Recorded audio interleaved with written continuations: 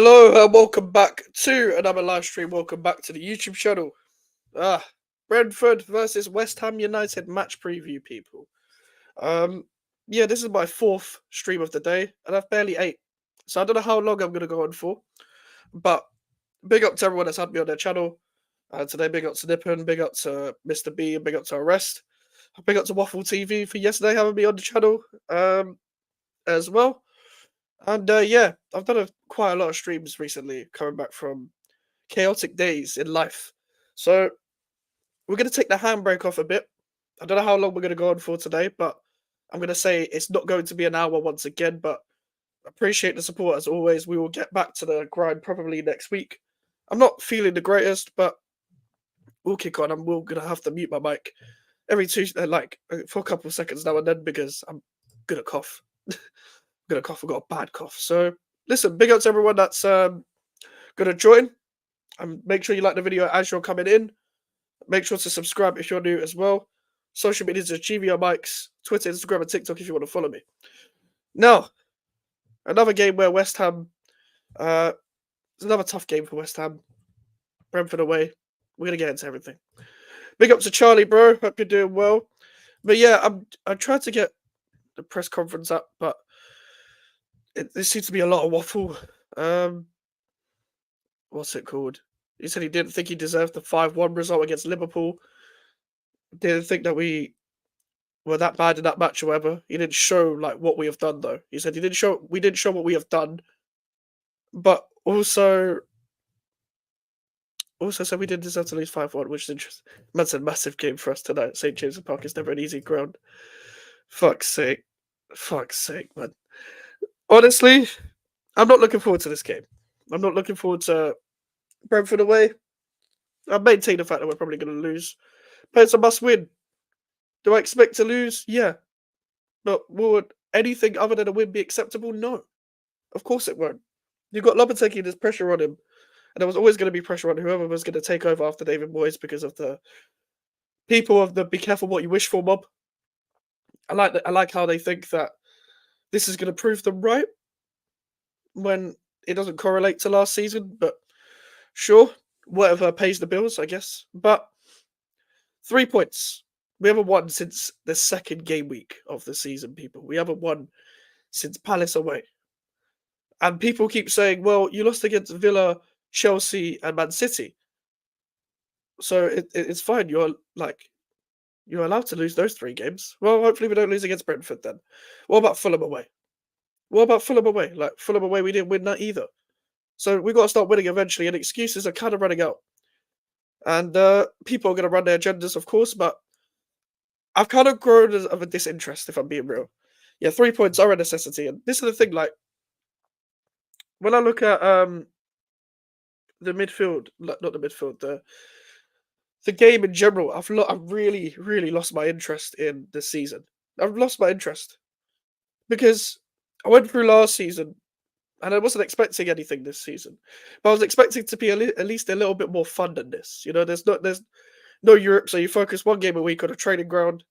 Cool, apart from this week, you play in midweek as well, but still, there's not an excuse. But going into this game, they even have injuries. So there's even less of an excuse. They don't even have Wissa. Their striker that they signed to replace Ivan Toney is also injured. So we don't have an excuse for that either. So the way to look at it is we've got most of our players fit, apart from Fulkirk. And we're meant to be way better than a lot of these teams. When you look at a squad, we're meant to be up there. But we haven't proven it because the manager keeps playing the players in the wrong position. Now, I'm going to be real with you. 100% real with you, yeah? I've blamed a lot on the players as well as the manager. Don't get me wrong. However, there's only a certain part where I can blame the players at this point. Because the manager is structuring them. The manager keeps playing them week in, week out. So, I saw something about Fulkirk. We don't know if he's still not sure, but he picks his teams late and he keeps his cards close to his chest. So, we were never going to find out. It's going to be a Souček, Soler, Paquetá midfield. We're going to get into the lineup as well. Man said, come on loan, bruv. I will not go on loan to any club, but honestly, I'm just trying to at least enjoy football from a neutral standpoint at this point because I'm not enjoying it as a West Ham fan. I'll tell you that for sure because I wanted the football to be better than this. I don't demand that we only play good football at this club, but with the players that we have, and with the sacking of last season of this manager to change managers over, I expected better than this. Now I said we finished 10th, but this has gone even below my expectations. Big up to Deck. Hope you're doing well, my guy. Um, but listen, in general, the manager has no excuses. I feel like he's still going to be stubborn towards his ways in terms of the lineups as well. I feel like he isn't ruthless enough, and I feel like the Carabao Cup was was the last time we are going to see some of these players play on a regular. Whether it's Tadibo, Soler, or whoever, but I'm going to assume that Edson Alvarez is suspended for this game that it carries over to the Premier League because of his red card against Liverpool, complete head loss. The thing is, you kind of have to play Rodriguez if you're not going to play Alvarez because we ain't got a sitter. We ain't got a sitter in midfield. But if we don't play Rodriguez, I'm not saying Rodriguez will be an end all, but it at least brings some form of balance. If Alvarez is not available, then we're gonna get run over in midfield. And it was exactly how it went last time, where we lost 3-2 to Brentford, and we played a pivot of Ward-Prowse and Souček because I think Alvarez was suspended. He got suspended in the Everton game. The game we lost 1-0 and then we lost 3-2 the next game. We're gonna see Kudus on the left again, probably. We're gonna see just people very isolated. So I'm gonna get into the lineups. Then we're gonna come to your comments. I'm gonna come to your comments first. Then we're gonna get into the lineup of what Lopetegui is gonna line up with, not what I want to, because I've said a million times what I want, and we're not gonna get it. We're not gonna get it. So there's no point in me trying to beg for the same formations that I've been crying out for years. For months. It feels like fucking years. I'm expecting a proper disgusting game gonna make me angry. So do I. I expect Brentford to control the game, especially if they got Mateus Jensen back as well. I just expect them to play through us. Play the ball through the lines and just pepper shots at us. A lot. Worst thing I got is Penrith Panthers playing in a prelim final tonight before the City game. So if Panthers lose, I'm going to be fuming heading to game, head loss incoming. Is that like Australian football or something? Because I thought I said Pink Panther. Not going to lie. All right, let me get the screen up. And then we're going to go into the lineups. By the way, if you're a West Ham fan especially, put your lineup in the comments on what you think Lopetegui is going to line up with. And then put what you want to line up with. Ariola's going to start in goal. Despite criticism of him, Fabianski didn't do any better against Liverpool. Oh, rugby league. Okay. All right. I know nothing about, excuse me, any other sports really apart from the basics of tennis and boxing. Like, luckily, I don't have any allegiance towards any team outside of football because I would probably end up supporting someone's shit by accident. And then I get no enjoyment within any sport that I watch. Like, even Anthony Joshua lost. I'm not too passionate about that. I don't really care, but I was rooting for him. Aaron Wan-Bissaka is going to start right back because why would you start Sufa, especially after, the game against Liverpool? Loppy, no clue. Ariola, Aaron Wan-Bissaka, Kilman, Emerson, Souček, Soler, Pakistan, Kurdistan. Who's the other centre back? I'm assuming Mavroboza. Mavroboza is the other centre back. But I mean, if he starts with that midfield, then boy. Now, we all want Tadibo to start. We've literally said this every preview. We want Tadibo to start. But guess who's going to start? Mavroboza. Mavroboza is going to start, people. It's Mavropanos. I keep forgetting. But this guy doesn't deserve to play. Like, leaves space behind all the time. Not great tactically. Takes too long on the ball. And to be honest, the structure doesn't help him either, but he's kind of already like a bit of a head case as it is. So trying to get him to play in this rigid, whatever system this is, where Lopetegui's just making it up as he goes along, it's kind of very hard to figure out how we're ever going to build a cohesive defense. And I was actually praising the defense a little bit before the first international break, but ever since the first international break, we've looked so bad. So bad. Defensively and attacking wise. We've looked even worse than when we started. But I'm hoping that this club can prove me wrong tomorrow, but I don't think we will. Max Kilman. Need I say anymore? I didn't get. I'm gonna be real with you. I didn't get the criticism of him the other day. Yeah, against Liverpool because yes, he struggled against. I think it was Nunes for one of the times where he ran in behind. But other than that, he was fine. He was fine.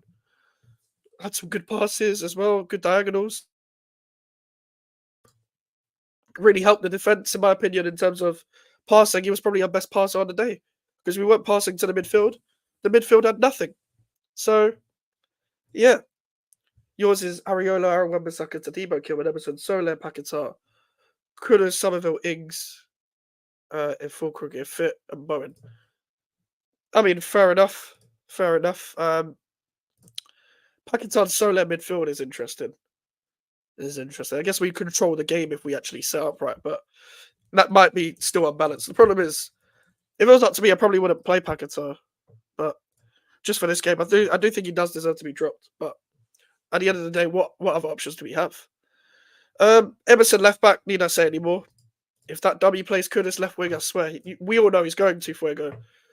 I think that's the problem. Okay, midfield three. This is where it gets interesting, people, because there's a few options. But who is Lopetegui going to start? I think Souček will start. Do I think he deserves to start? No. But he's going to start him because he's one of Lopetegui's favourites. This is where it gets interesting because Rodriguez got hooked but didn't play against Liverpool. But I think because Alvarez is suspended, I think Rodriguez will still start. And Paquetá will be the third midfielder. I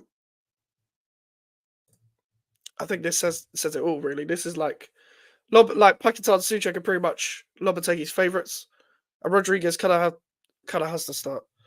Can I jump on about maybe another time? Because I'm not going for them for that long. And there's also Brentford versus West Ham preview, bro. So if we're talking about other clubs, then yeah, you can jump on. But for West Ham, probably not. I don't really get anyone on for West Ham previews. Not unless we're playing against their club. But maybe another time, bro. But yeah, with this midfield, like Paquetá needs to fix up. Paquetá needs to fix up because you expect more from someone of his skill level, you know.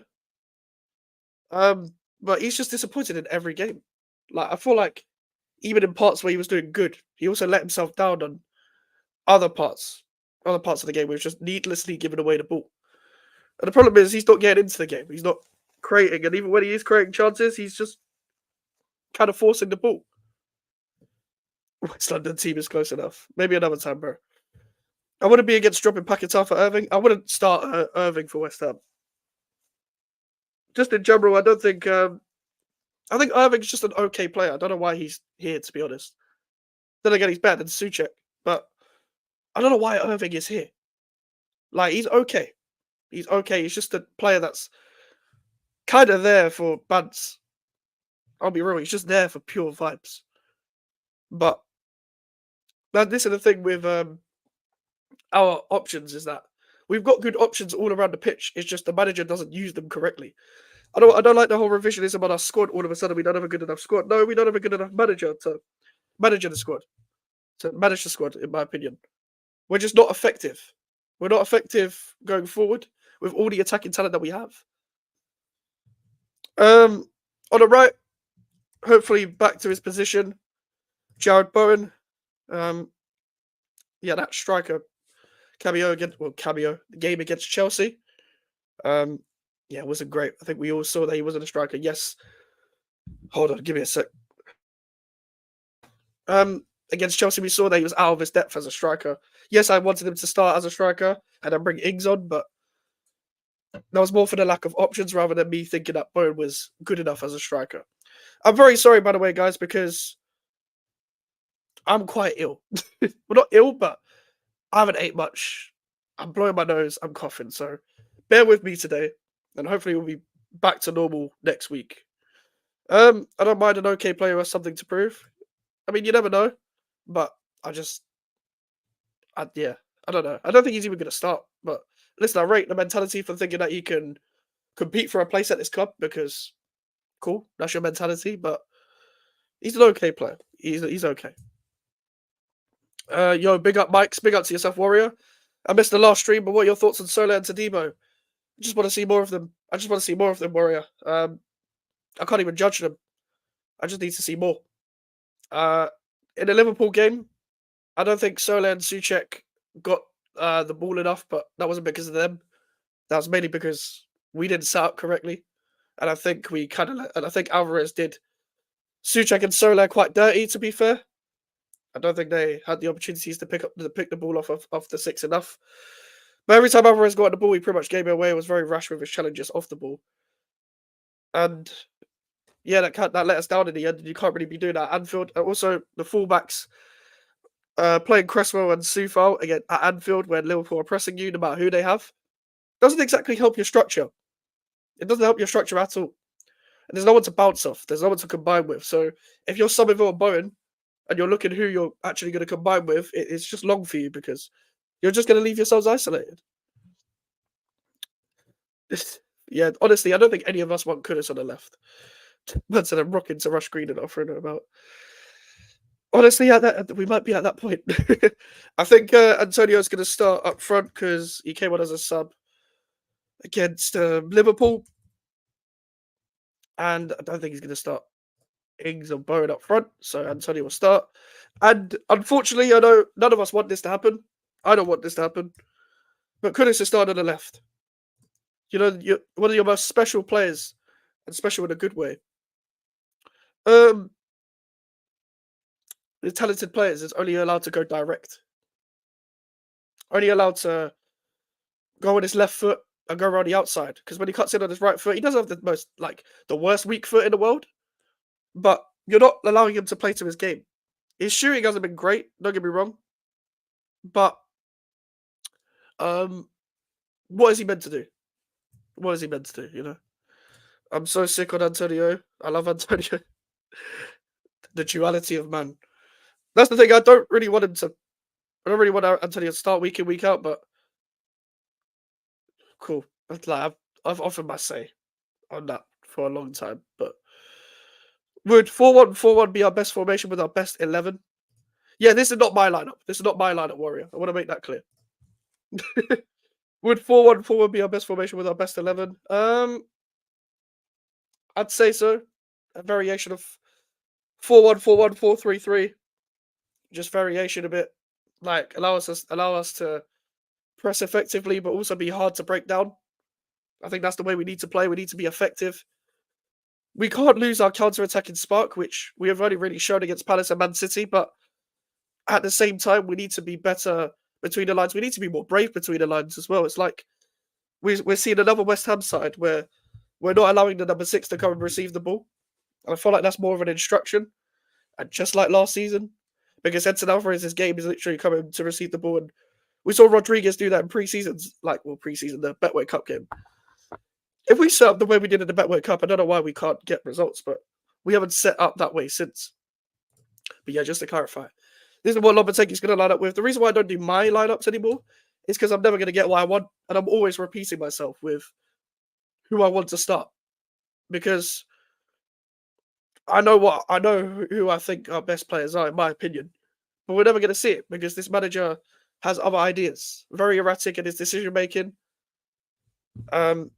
Doesn't make any sense with his lineups. So yeah, TKO. This is a prediction. This is not far from what I want. And I think, by the way, getting onto this predicted lineup, I think we lose with this lineup because, well, look at the fucking lineup. The lack of awareness in midfield between the three of them. What's it called? Kudus on the left. Need I say anymore? This guy is not playing in a 10 or on the right, or even in a 8 in a 3-man midfield. He's not going to benefit. He's not going to benefit off this. But also, Soucek in midfield didn't play badly against Liverpool. Don't get me wrong, but I still wouldn't start him. And also, when he did come off, we changed it up a bit. We actually started passing the ball, but I don't think that's solely because of him. I think the manager also changed the way we set up once Paquetá came on. But I don't understand what our identity really is when it comes to us in general. Like, what is our identity? What is it? Because all I see is some players able to pass through the lines, ball gets in midfield, no one shows for the ball. So then the midfield's like, fuck it, I'll pass somewhere randomly, and then we lose the ball, and then we get hit on the turnover, and then we're under pressure. That's what usually happens. And Brentford are playing a bit more on the front foot. Yeah, they have got injuries, but also still got Brian and Boomer, who I have PTSD every time we come up against him because the guy always scores against us. Always. Well, not always scores against us, but always performs well against us. And I just think, sorry, my screen's gone. Oh, shit. My bad. Let me turn my brightness up. My Mac is bugging out. But they can still run in behind. Like, if we leave gaps for the likes of Mbumo, even Keane Lewis Potter can be effective. 1v1, running out of fullbacks, cutting in on the inside. Listen, Aaron Wan-Bissaka, I'm sure he will hold his own, but I'm going to be real with these players. Like, even with the likes of Wan-Bissaka, he can't do it all on his own. He's going to need support from the structure, the midfield, his centre-back.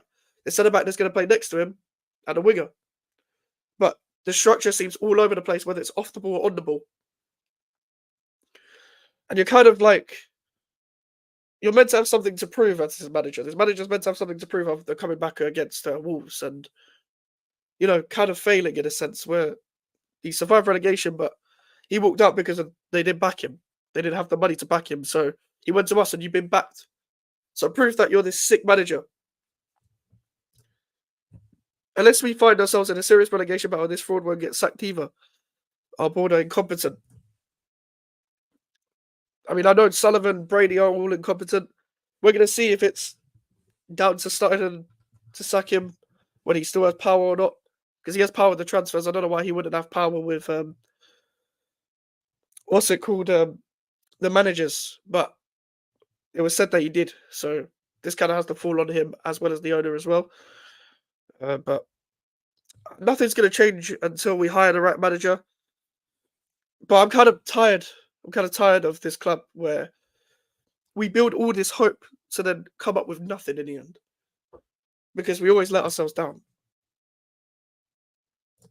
And we're going to have Kilman and Mavrobozo set the halfway line with every other player pushed right up, primed for a counter. Spurs get away with it because Van de Ven is rapid. Oh yeah, facts. You don't want to...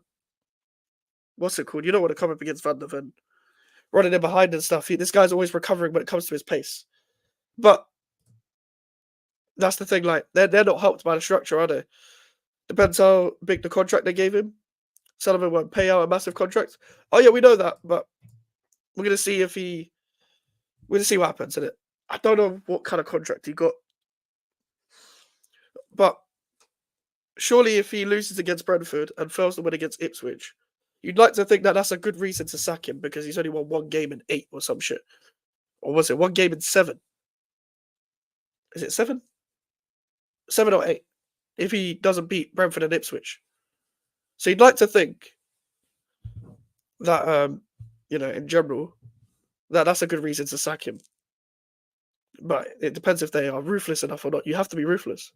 Mavrobozo is crazy slander. It's true though. But he is Mavrobozo. Like, the guy is just so incompetent and so capable of making a mistake. It's unreal. That's the thing with him. Like, I've said before, this guy could be a decent squad player, in my opinion. Just coming in for a game now and then. But when he's starting week in, week out, the guy shows that he's not at the level. Like, if we had started Todibo throughout the season and then Mavropanos came in for the Liverpool game, he might have put in a good performance because he was only playing one game and he wants to prove himself. I feel like when he feels comfortable that he's in a starting position, even though they have competition at the club, in every position pretty much, then I still feel like he's too comfortable with himself. He's too comfortable with actually playing week in, week out. Also, don't think that Kilman and Mavropanos are a good enough partnership anyway. But listen, that like two wins in 9 in all comps. That's ridiculous. And listen, I'd criticize any manager that was here if they had that run and they had a pre-season with the squad. I said before when people were like, oh, it takes 10, 15 games to integrate style of play. Look at Maresca. Look at Postecoglou. Look at Emery when they all came in. Look at um, Nuno when he came into Wolves. Managers that get the best out of their teams because they're good coaches can show you an identity straight away. Would I take Nuno at West Ham? No, because he's too pragmatic. I don't think he'd solve anything, but that wouldn't fit this squad in general. But yeah, listen, guys. Overall, I'm gonna go with a 2-0 win to Brentford because I just don't see us winning a game, especially with this lineup as well. They're gonna be hard to break down at times. They're gonna be hard to play out through the press. We don't play through the press well, and we don't press well. So we just sit in the mid block, and all the pockets in space they'll pick up. So yeah, that's a 3-1 win for West Ham. Are you on drugs? But I know you're just backing us, but still. Here's what it is. Listen, if we win tomorrow, I'll just be happy with the win. Depending on how we win, will it solve my concerns? We're going to be yet to see because we don't know how the game is going to go. I want to see us outplay Brentford tomorrow. I want to see us go to their ground, outplay them, score goals, keep a clean sheet, and don't make any mistakes. Can we go one game without a mistake? Find out in the next episode of the Barclays Premier League. Antonio Kudus and Souček as goal scorers. You might as well put a bet on it, Charlie, because you might get like a good £50 out of that. Or 50 Australian dollars, completely against the run of play. If we shit out a win, I'll still take it because it's a result. But then again, that means the manager's bailing himself out. But it is what it is. Man said Souček hat-trick. I still won't apologise, even if he scores a hat-trick, because it won't prove anything that I haven't said already. But this guy scores once every 20 games. If he scores tomorrow, credit to him. But doesn't change my opinion on him. I've seen enough. It's not going to make him pass any better as a midfielder or dictate play any better. Even if he does play Souček tomorrow, I'm going to be fair here. Don't play him as the deepest midfielder. And don't play him as the furthest midfielder. Just play him in 8 if you're going to play him. I don't want him to play in general, but at least play him in his position.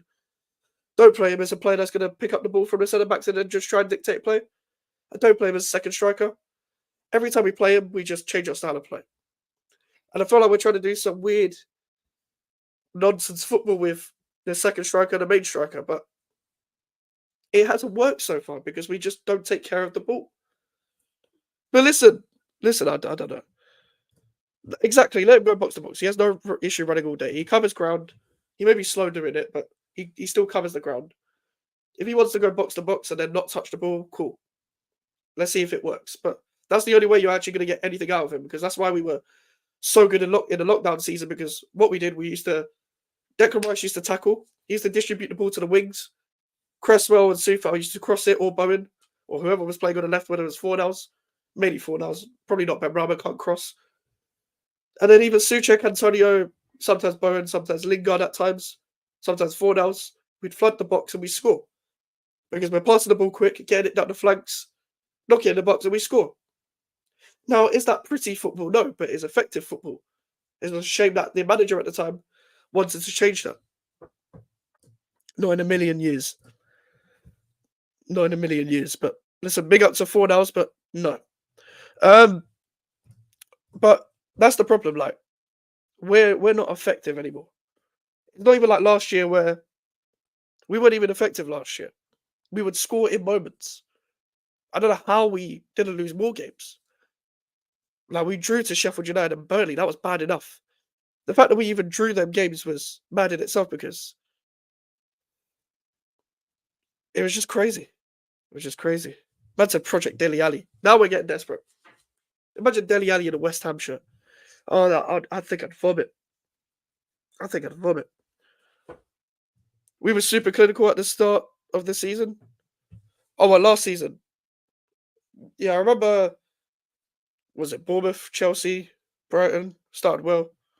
Luton as well. I'd be in the first 4 games, and then it just went to shit after that.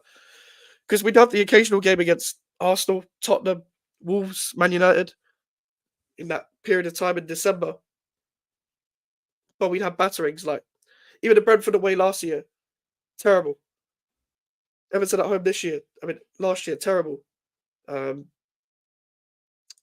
remember the other games. Like Fulham away, for example, where we got battered. That's the thing as well. And the reason, the reason why we score with like every shot we got was because we didn't even shoot that much. But Kudus, Bowen, Antonio, Ward-Prowse, even were all on smoke. They were just all of them just wanted to score goals. And then I don't know what happened. We just ran out.